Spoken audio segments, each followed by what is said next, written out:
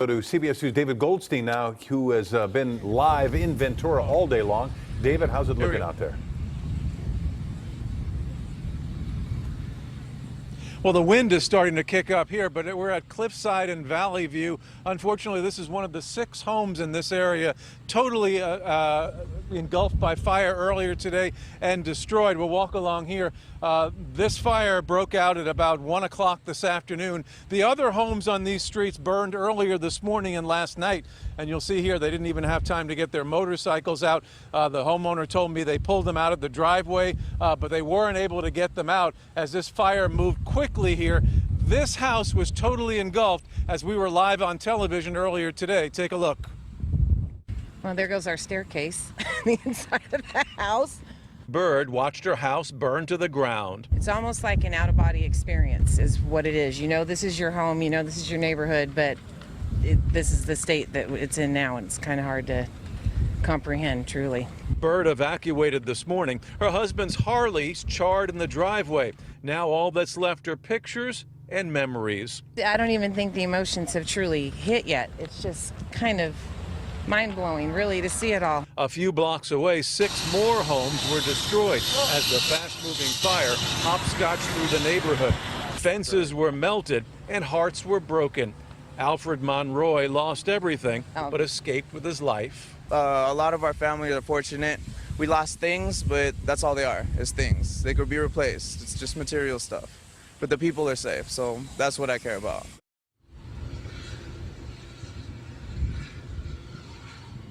And that was everyone's attitude that we spoke to here. You can see here we're just across the street from where we started. Fires are still burning here. One of the problems is we hear the gas still coming out, and I think some of these fires are still burning because of the gas. The gas company was here earlier today. They were working on trying to shut off some of the gas here, but haven't done all of that.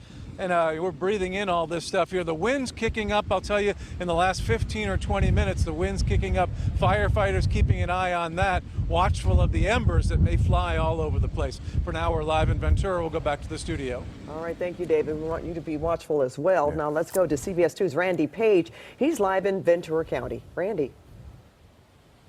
Pat, we can actually show you the embers that they're concerned about because that really is the biggest threat to this community. We are on Cobblestone Drive where at least 4 homes have been destroyed. I'm standing on a driveway. Now, as we walk out toward the end of the driveway, this is a site that will show you exactly what is the concern here. Look at the amount of embers that are here. And just while we've been here, we've seen the wind pick up dramatically. Now, the homes on both sides of this destroyed home are still standing.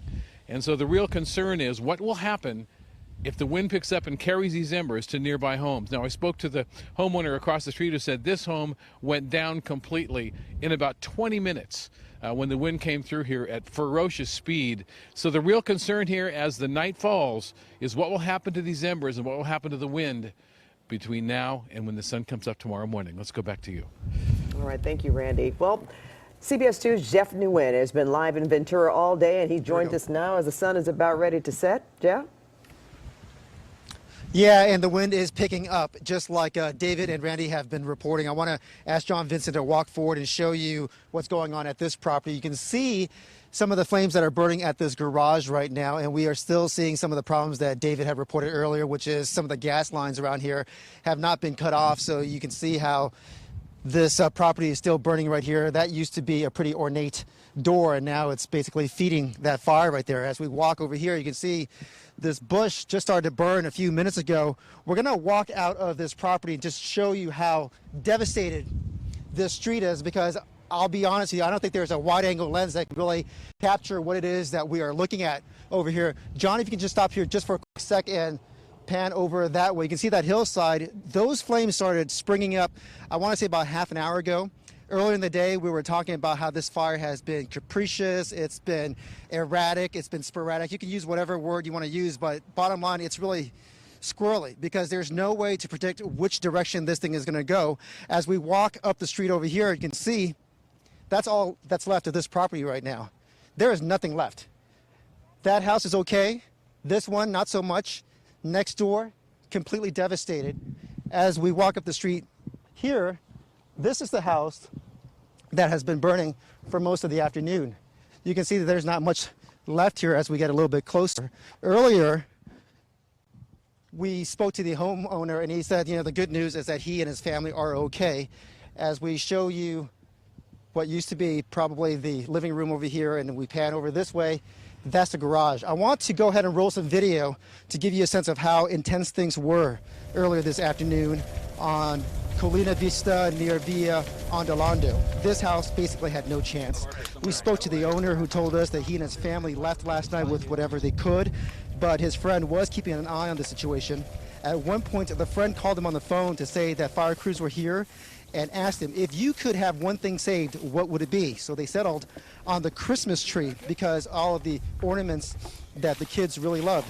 Well, hours before that, we saw a home burning near Church of the Foothill in Ventura. It too had no chance, but the homes next door, well, people were putting up a fight. We found Pete Scott, who was basically a one-man bucket brigade, drawing water out of the backyard pond to douse hot spots in his sister's backyard. The work is not easy. We saw him bleeding from scratches on his arms, but listen to what he told us as to why he did what he did. And I said, I can't just sit here and do nothing. So I came up here, and you have to do what you have to do.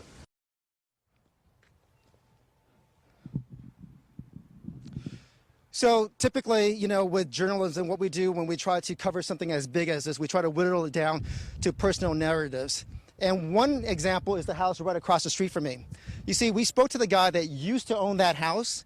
Well, he no longer owns that house because he sold it to someone else and handed the keys over on Friday. The new couple moved in on Friday. The wife is 8 months pregnant. They have only been in that house for a few days, and this is all that's left. Although the good news is that before that transaction was made, insurance had to be taken care of. So financially, they'll probably be okay. But that is just one sampling of the heartache that people are dealing with out here. For now, we'll send it back to you.